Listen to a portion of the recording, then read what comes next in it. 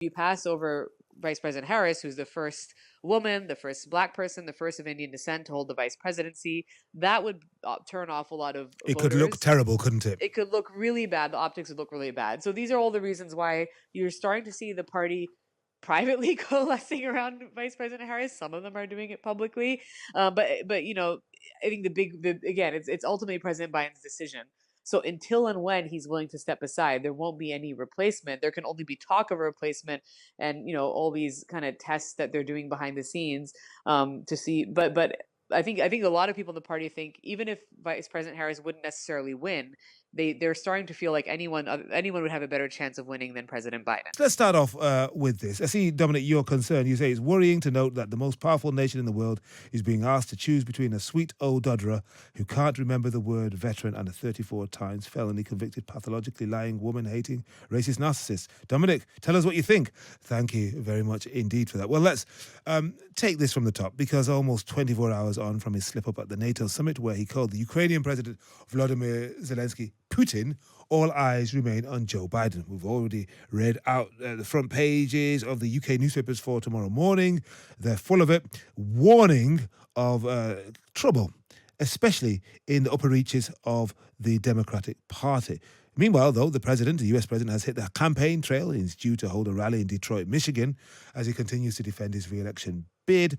The top House Democrat, Hakeem Jeffries, is amongst those who met Biden, reportedly not offering his endorsement.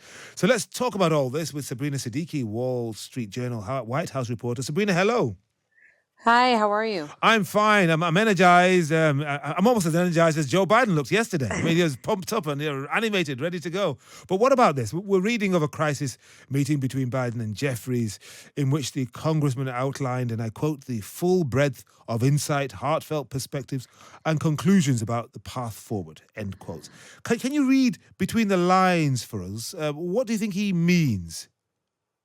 Well, I think what he means is that there are a growing number of Democrats, including Democratic lawmakers on Capitol Hill, who are very concerned with President Biden's viability at the top of the ticket. They think the party is headed for pretty significant losses in November if President Biden continues with his campaign, and they're trying to find a way to urge him to step aside. You have a growing number of Democrats now, it's in double digits who are, meaning Democratic lawmakers in Washington who've publicly said that President Biden should end his campaign and make way for someone else.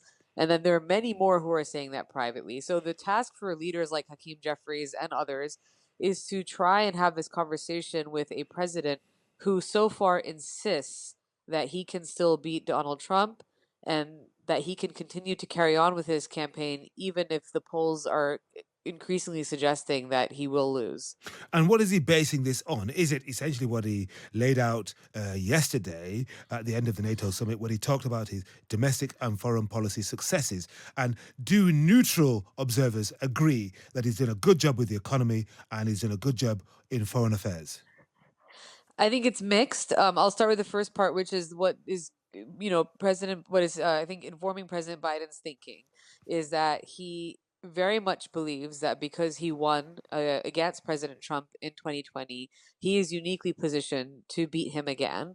And he also, in general, over the course of his career, does not like to be forced into making decisions. So when he was having an incredibly tough Democratic primary back in 2020, and it looked like he was essentially going to have to drop out, and many were urging him to drop out, he was able to bounce back. So he says this is just another moment where people are counting him out, but he has the ability to recover. That's not what we're seeing in the polls and among neutral observers. It's worth pointing out that before he announced his reelection campaign, a large majority of Democrats had said they would have preferred someone else at the top of the ticket. Now they rallied behind him because he chose to run again. But now what we're seeing is, he's got incredibly low approval ratings. I mean, they're in the mid 30s. So that's that's demonstrating that he's bleeding support, not just from swing voters and independent voters who he needs to win in November, but also from the Democratic Party itself, because there's a lack of enthusiasm when it comes to the Democratic base. And that actually predated all the chaos following his debate performance. There was Mhm. already a lot of backlash to his handling of the war in Gaza. But now, of course, I think the concerns about the broader concerns about his candidacy, specifically his age, have been exacerbated despite his many attempts to do public, to kind of engage in these public cleanup efforts. It's just not proving to be enough. Hasn't there a poll out today showing that Biden is ahead? Well, just one poll. Have you seen this? Apparently, that we reported that in our news earlier. There is. I mean, look, the thing is that there's obviously, several polls. There's many polls that are being carried out each and every day. What we've seen here, both in our polling at the Wall Street Journal, as well as just consistently, most national and swing state polling for a long time now, like over many, many months, has shown a very close contest between former President Trump and President Biden. But they've all shown consistently low approval ratings for President Biden. And they show that voters give him low marks on issues like the economy, even though he has a successful economic record. So he's struggled to sell it, which I think again speaks to, whether or not he actually has the strength as a candidate to campaign on his record and to make the case for a second term. And now, since the debate, there's been a number of polls that have been done since the debate, and there are of course outliers, some of which are showing that he's, one or two may show he's ahead, but most of them are actually showing that his support is plummeting and that Trump is widening his lead. Now, there are also Democratic operatives in Washington and beyond Washington who say they're doing a lot of their own private internal polling and their own focus groups, which is obviously what campaigns do in an election year. And their own internal numbers are showing that President Biden is cratering in the polls. And that's why you're seeing this massive freak out, because Democrats, it's not just about the White House, it's also about the House and the Senate, control of Congress. And they're saying, look, he's had a very successful term as president. So the argument some Democrats are making now is, why diminish from everything that you've achieved?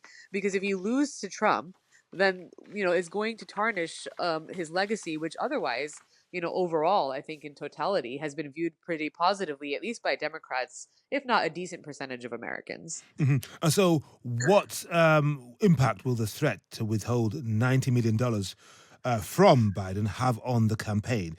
Will he listen when the money men and women say, this far and no further? Well, right now he obviously, still has considerable money that he's raised for his campaign, right? And that money is still available to him. They have this massive war chest, as you point out, upwards of $90 million. The problem is money is now drying up, right? So you had actor George Clooney come out with this op-ed in the New York Times saying, I love Joe Biden, but I'm calling on him to step aside. He's not the same Joe Biden he was even 4 years ago. You might say, what does George Clooney have to do with anything? He's just an actor. Actually, he's a very prolific fundraiser for Democrats. He's been one of the most influential, I think, figures in Hollywood who has behind the scenes helped fundraise for Democrats. So when you're going to have a lot of these high dollar influential donors, and certainly it's not just George Clooney, lots of really influential Democratic donors who are starting to say that they're going to withhold their money, that's going to start to become a problem for President Biden if he wants to stay competitive. The campaign is saying, look, we still have really strong grassroots donations, meaning they're getting a lot, they still say they're fundraising a lot from, small dollar contributions coming from, people across the country. But at some point, especially given the cost of elections and what it takes to compete, I think if money starts to freeze up, that's going to become a real big problem for them. And that's all the more reason why they're telling him, hey, step aside, let someone else come in before it's too late. Right. I'm just looking at a number of stories saying that the Biden campaign is, and I quote, quietly assessing Kamala Harris. What might that assessment look like? What will it take for them to think, actually, this woman could beat Donald Trump? Yes, in the first year or two, we hid her away. We didn't treat her very well. We gave her a poison chalice like the crisis at the southern border. But actually, she could sell the success of the last 3.5 years much more effectively than Joe Biden. I think that there are a lot of Democrats who at this point would like to see Vice President Kamala Harris replace Biden at the top of the ticket. And look, polling is a little, I think, shaky. Some of it shows that she wouldn't necessarily stand a much better chance than Biden when it comes to beating Trump, of course. And then there are a handful that say she would be more competitive than Biden. So I don't think that there's clear consensus. But what there is consensus around is that, it's too late to bring in someone who is not well known to the public and that the most feasible logistical transition would be to pass the torch on to Vice President Harris. Also, because you mentioned campaign finance, which is an interesting piece of this, because Vice President Harris is already on the ticket running for reelection with President Biden, she is the only one who can inherit the $90+ million that his campaign has raised. Another outsider would essentially be starting from scratch. Of course, they could, they could access fundraising from other party committees, but they're going to have to start from scratch, not just in terms of fundraising and building out a campaign, building out an apparatus, but they're also going to have to, they're going to have to introduce themselves to the American public with less, about 3 months to go until the election. So there's also, I think, some concern among Democrats that I've heard that if you pass over Vice President Harris, who's the first woman, the first Black person, the first of Indian descent to hold the vice presidency, that would turn off a lot of It could look voters. terrible, couldn't it? It could look really bad. The optics would look really bad. So these are all the reasons why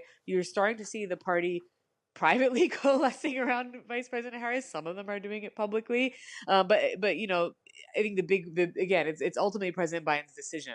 So until and when he's willing to step aside, there won't be any replacement. There can only be talk of a replacement, and all these kind of tests that they're doing behind the scenes to see. But I think a lot of people in the party think even if Vice President Harris wouldn't necessarily win, they're starting to feel like anyone would have a better chance of winning than President Biden. Yeah.